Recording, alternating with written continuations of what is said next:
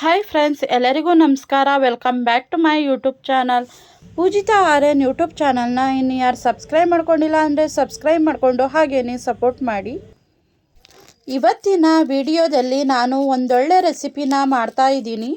ಈ ರೆಸಿಪಿ ನಿಮಗೂ ಕೂಡ ಇಷ್ಟ ಆದರೆ ಒಂದು ಲೈಕ್ ಮಾಡಿ, ಶೇರ್ ಮಾಡಿ, ಹಾಗೇನೆ ಹೇಗೆ ಬರುತ್ತೆ ಅಂತ ಕಮೆಂಟ್ ಬಾಕ್ಸಲ್ಲಿ ತಿಳಿಸಿ. ಇವತ್ತು ನಾನು ಪಾಲಕ್ ಸೊಪ್ಪಿಂದ ಪಾಲಕ್ ಚಿಕನ್ನ ಮಾಡ್ತಾ ಇದ್ದೀನಿ. ಈ ರೆಸಿಪಿ ಅಂತೂ ತುಂಬಾ ಟೇಸ್ಟಿಯಾಗಿ ಹಾಗೇನೆ ರುಚಿಯಾಗಿರುತ್ತೆ ಅಂತಲೇ ಹೇಳ್ಬೋದು.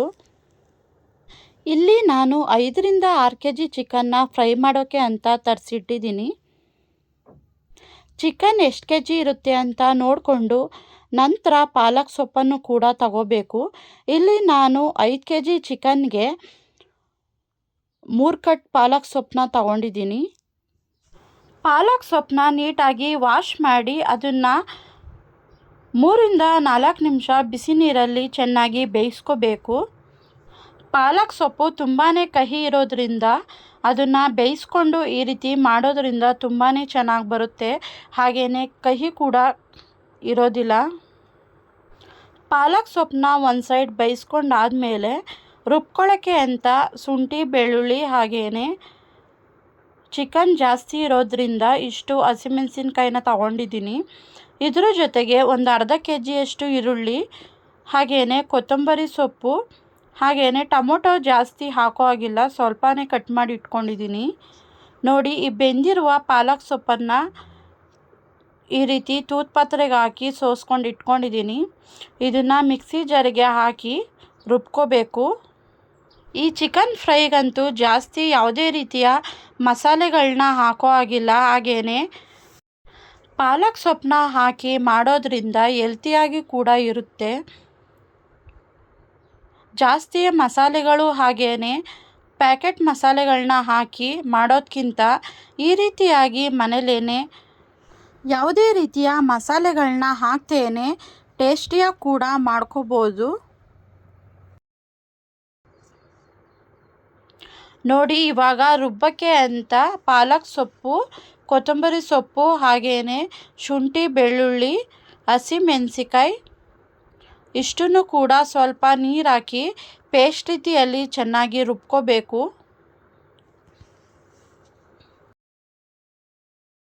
ಇವಾಗ ಪಾಲಕ್ ಚಿಕನ್ನ ಹೇಗೆ ಮಾಡೋದು ಅಂತ ನೋಡೋಣ.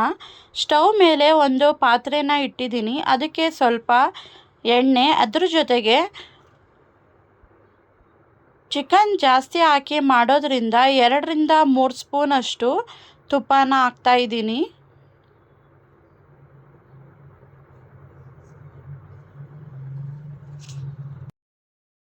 ಎಣ್ಣೆ ಮತ್ತು ತುಪ್ಪ ಇವೆರಡು ಬಿಸಿಯಾದ ನಂತರ ಇದಕ್ಕೆ ಕಟ್ ಮಾಡಿ ಇಟ್ಕೊಂಡಿರುವ ಈರುಳ್ಳಿನ ಹಾಕಿ ಚೆನ್ನಾಗಿ ಫ್ರೈ ಮಾಡ್ಕೋಬೇಕು.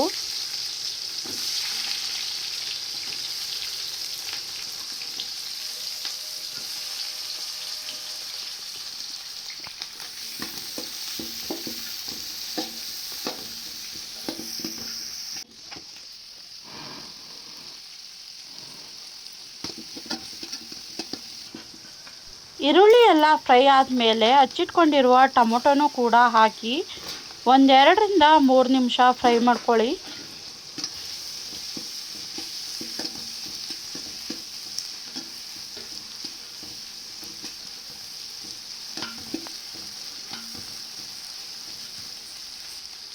ಈರುಳ್ಳಿ ಮತ್ತು ಟೊಮೊಟೊ ಎರಡನ್ನೂ ಹಾಕಿ ಫ್ರೈ ಮಾಡ್ಕೊಂಡ್ಮೇಲೆ ತೊಳೆದಿಟ್ಕೊಂಡಿರುವ ಚಿಕನ್ ಕೂಡ ಹಾಕಬೇಕು.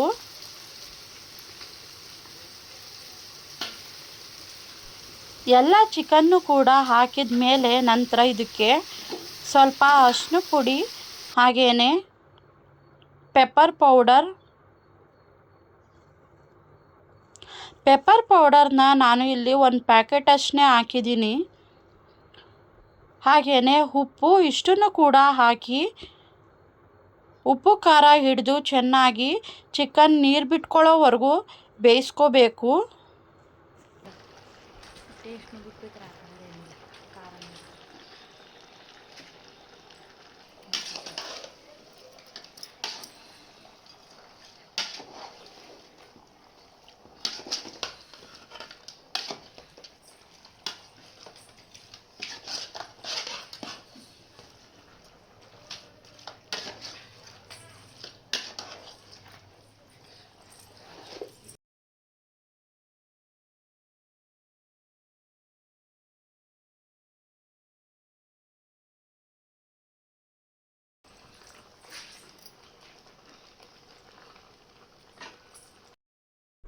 ಅರ್ಶಿಣ ಪುಡಿ ಹಾಗೆಯೇ ಪೆಪ್ಪರ್ ಪೌಡರ್, ಉಪ್ಪು ಇಷ್ಟನ್ನು ಹಾಕಿದ್ಮೇಲೆ ಅದನ್ನು ಚೆನ್ನಾಗಿ ಮಿಕ್ಸ್ ಮಾಡಿಕೊಂಡು ಚಿಕನ್ ನೀರು ಬಿಟ್ಟು ಬೇಯೋವರೆಗೂ ಮುಕ್ಕಾಲು ಭಾಗ ಇದರಲ್ಲೇ ಬೇಯಿಸ್ಕೋಬೇಕು. ಪೆಪ್ಪರ್ ಪೌಡರ್ ಜಾಸ್ತಿ ಹಾಕಿ ಮಾಡೋದ್ರಿಂದ ಅದರಲ್ಲೇ ಉಪ್ಪು ಖಾರ ಎಲ್ಲ ಹಿಡ್ದಿರುತ್ತೆ. ನೋಡ್ತಿರ್ಬೋದು ಇವಾಗ ಚಿಕನ್ ಮುಕ್ಕಾಲು ಭಾಗದಷ್ಟು ಬೆಂದಿದೆ. ಇದಕ್ಕೆ ಯಾವುದೇ ರೀತಿಯ ನೀರನ್ನ ಸ್ವಲ್ಪನೂ ಕೂಡ ಹಾಕಿಲ್ಲ. ಇವಾಗ ರುಬ್ಬಿದ ಮಸಾಲೆನೂ ಕೂಡ ಹಾಕಿ ಸೇರಿಸ್ತಾ ಇದ್ದೀನಿ.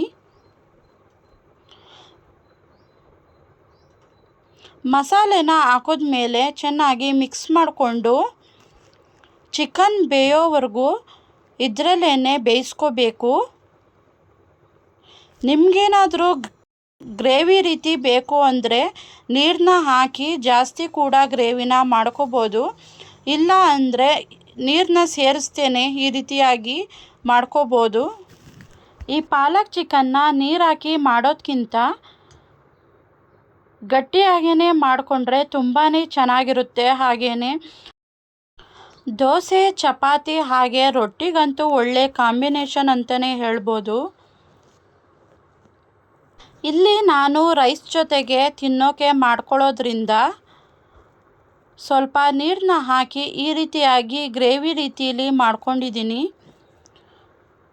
ನಿಮಗೇನಾದರೂ ಗ್ರೇವಿ ಬೇಡ ಅಂದರೆ ಚಿಕನ್ ಬೆಂದಿರುತ್ತಲ್ಲ ಅದಕ್ಕೇ ಮಸಾಲೆನ ಹಾಕಿ ಬೇಯಿಸ್ಕೊಳ್ಳಿ, ತುಂಬಾ ಚೆನ್ನಾಗಿ ಬರುತ್ತೆ. ಹಾಗೆಯೇ ಇದಕ್ಕೆ ಅರ್ಧ ಲೀಟ್ರು ಮೊಸರನ್ನ ಹಾಕ್ತಾಯಿದ್ದೀನಿ.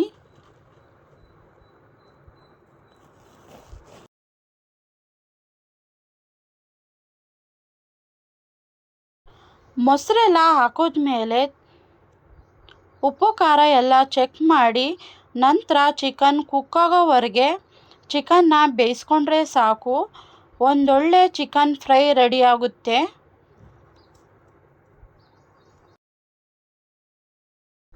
ನೀವು ಕೂಡ ನೋಡ್ತಿರ್ಬೋದು ಎಷ್ಟು ಚೆನ್ನಾಗಿ ಬಂದಿದೆ ಅಂತ.